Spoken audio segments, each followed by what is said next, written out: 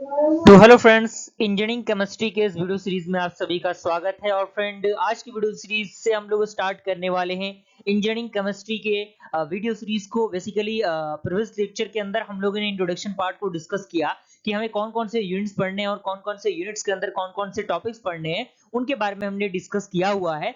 तो अगर आपने इंट्रोडक्शन पार्ट नहीं देखा तो जरूर देख लीजिएगा। और आज से हम लोग स्टार्ट करने वाले हैं वाटर फर्स्ट को, जो कि कहीं ना कहीं आपके एग्जामिनेशन पॉइंट ऑफ व्यू से, नॉलेज पॉइंट ऑफ व्यू से कहीं ना कहीं जरूरी है और बेस्ट से बेस्ट चीजें आप तक प्रोवाइड करने की कोशिश की जा रही है। और कहीं ना कहीं जो चीजें समझाई जा रही हैं वो आपके लिए बहुत ही हेल्पफुल होगी। और साथ ही साथ आप हमारे चैनल के साथ बने रहिएगा, प्लेलिस्ट के साथ बने रहिएगा। जैसे ही ये कोर्स खत्म होता है, यानी जैसे ही हमारे सारे यूनिट्स कवर अप हो जाते हैं, वैसे ही आपको जो पीडीएफ लिंक है वो प्रोवाइड कर दिया जाएगा, जो कि टेलीग्राम ग्रुप के माध्यम से आपको मिल जाएगा। तो अभी भी आपके पास समय है, आप टेलीग्राम ग्रुप में ज्वाइन हो जाइए, ताकि जो भी नोट्स वगैरह है, जो भी अपडेट है, वहां पे मैं देता रहता हूं और वहां से आपको हर एक अपडेट मिलता रहता है। साथ ही साथ अनदर सब्जेक्ट के रिगार्डिंग वीडियो सीरीज आएगा, तो बिल्कुल घबराने की जरूरत नहीं है। सारी चीजें इसी चैनल के अंदर आपको टू द पॉइंट प्रोवाइड की जाएगी। तो आइए हम लोग इसको स्टार्ट करते हैं फ्रेंड। तो बेसिकली मैंने आपको बताया था कि जो वाटर होता है उसमें हम लोग सबसे पहले जानेंगे कि सोर्स ऑफ वाटर क्या होता है। क्लियर? जैसे वाटर यानी जल ही जीवन है, ये स्टेटमेंट आपने बहुत बार सुना होगा और कहीं ना कहीं बचपन से ही हम लोग इन चीजों को सुनते आ रहे हैं।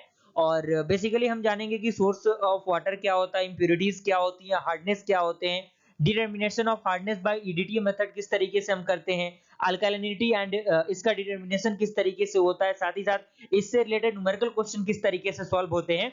और बेसिकली आज की वीडियो सीरीज के अंदर हम जानेंगे वाटर का इंट्रोडक्शन, साथ ही साथ सोर्सेस ऑफ वाटर, यानी कौन कौन से ऐसे स्रोत हैं जहां से हमें जल प्राप्त होते हैं। क्लियर? तो आइए हम लोग फ्रेंड स्टार्ट करते हैं। तो सबसे पहले एक छोटा सा इंट्रोडक्शन हम देख लेते हैं। For all living beings water is necessary, यानी आप इसको नेसेसरी कहिए, कंपलसरी कहिए, मैंडेटरी कहिए, कहीं ना कहीं आपको पता है कि जल ही जीवन है। अगर जल नहीं होगा मनुष्य के जीवन में, तो उसका जीवन कहीं ना कहीं एक खास समय के बाद समाप्त हो सकता है। तो कहीं ना कहीं जल हमारे एक जो जीवन है उसके लिए जरूरी है। ऑक्सीजन के बाद सांस लेने की जो जरूरत है, उसके बाद जो सबसे ज्यादा जो यूजफुल चीज होता है वो है हमारा जल, यानी पानी, यानी वाटर। क्लियर?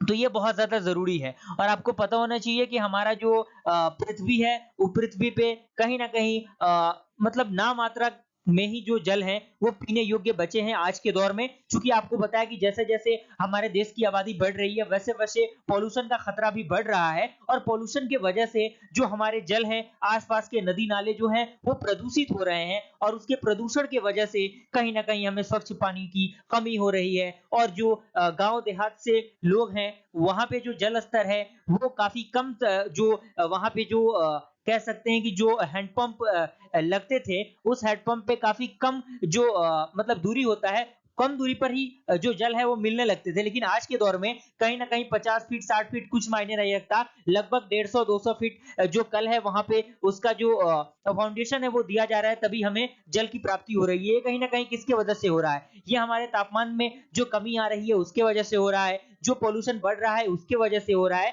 तो कहीं ना कहीं ये सारी चीजें हमारे जल से रिलेटेड है। तो आप अगर एग्जामिनेशन में पूछ देता है कि वाटर का इंट्रोडक्शन क्या है, तो इन सारे पॉइंट्स को, जितने पॉइंट्स आपके दिमाग में बन रहे हैं, उन सारे पॉइंट्स को आप ऐड कर सकते हैं। तो कहीं ना कहीं आपके लिए एक बेनिफिशियल होगा। क्लियर?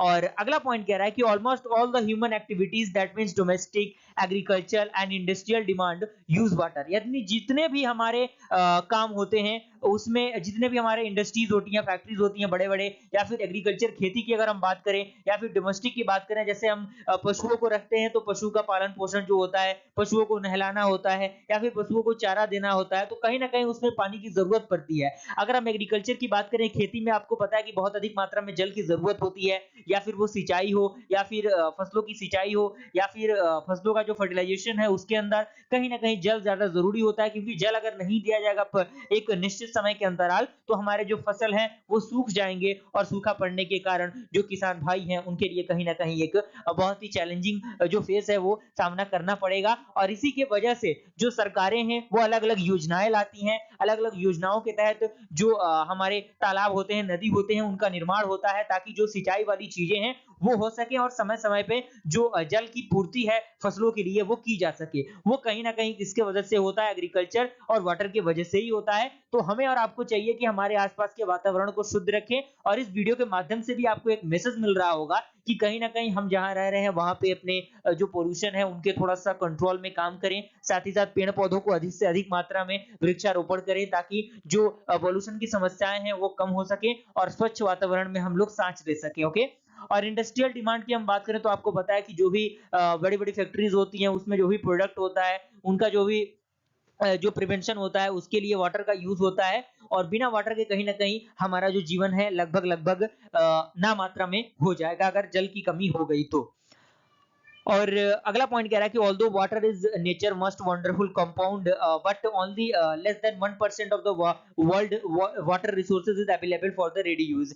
यानी हमारे पीने योग्य पानी में, यानी आप मान लीजिए कि 100% में हमें क्या हो रहा है, 1% पानी ही क्या है हमारे पीने योग्य बचा हुआ है। आप सोच सकते हैं कि कितनी ये मतलब हमारे लिए एक आने वाले पीढ़ी के लिए कहीं ना कहीं एक बहुत बड़ा चैलेंजिंग फेस होगा। तो कहीं ना कहीं ये जरूरी है कि हम अपने जो पानी है उनको अच्छी तरीके से यूज करें, उनका गलत यूज ना करें, उनको बर्बाद ना करें। जहां हमें कम मात्रा में पानी की जरूरत है वहां पे हम कम मात्रा में ही पानी को यूज करें। और कहीं ना कहीं ऐसा शहरों में तो देखने को कम मिलता है कि वो कम मात्रा में ही पानी को यूज करते हैं, लेकिन गांवों में ऐसा देखने को मिलता है कि वो जितना ज्यादा पानी हो सके, जितना ज्यादा जल हो सके उनका यूज करते हैं। जहां एक बाल्टी की जरूरत है वहां पर 10-5 बाल्टी यूज करते हैं वो। तो कहीं ना कहीं एक हमारे आने वाले दौर के लिए एक खतरनाक जो एक्टिविटी है वो हो सकती है ये। तो इस पे हमें विशेष करके ध्यान देने की जरूरत है।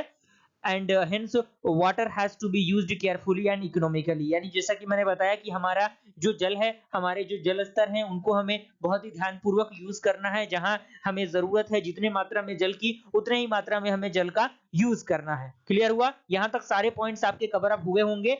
ये बेसिकली क्या था, इंट्रोडक्शन पार्ट था और सोर्सेज ऑफ वाटर। तो मुझे पूरी उम्मीद है कि यहाँ तक सारा प्रोसेस आपको समझ में आ गया होगा। तो आज की वीडियो सीरीज के अंदर हम लोगों ने डिस्कस किया कि हमारे वाटर क्या होते हैं, वाटर कहाँ कहाँ जो है वो यूज किए जाते हैं। और चूंकि आपको पता है कि जल ही जीवन है, वाटर कहीं ना कहीं हमारे लिए जरूरी है, हमारे वातावरण के लिए जरूरी है। हर एक जो जीवित वस्तुएं हैं, जीवित जो प्रजातियां हैं उनके लिए जल जो है वो जरूरी है। ओके। तो हमें ज्यादा से ज्यादा जल की जो पूर्ति है वो करनी है और जल का कम जो दुरुपयोग है वो करना है। और आज की वीडियो सीरीज के अंदर हम लोगों ने बेसिक से इंट्रोडक्शन को जाना वाटर के। अगले वीडियो सीरीज के अंदर हम लोग सोर्सेस ऑफ वाटर को जानेंगे कि वाटर के जो सोर्सेस है वो कहाँ से हमें जो जल है वो मिलते हैं। और सारी चीजों को हम डिस्कस करेंगे। तो बस प्लेलिस्ट को आप एक्सेस कर लीजिए, बुकमार्क कर लीजिए और फ्रेंड सर्कल में भी इसको शेयर कीजिए ताकि वो लोग भी इन चीजों का फायदा उठा सके। जल्दी मिलते हैं फ्रेंड्स ऐसे इंटरेस्टिंग वीडियो के साथ, तब तक के लिए थैंक यू।